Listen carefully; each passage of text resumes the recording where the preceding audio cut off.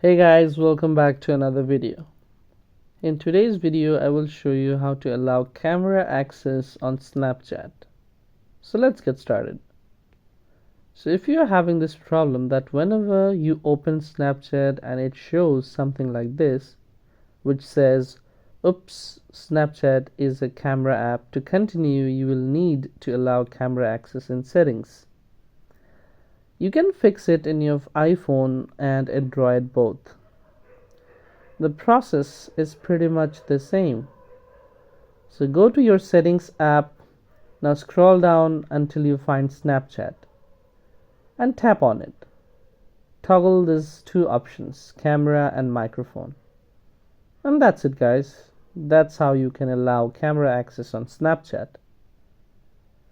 Thanks for watching this video. If you found this video helpful, don't forget to like, comment, share and subscribe to our channel.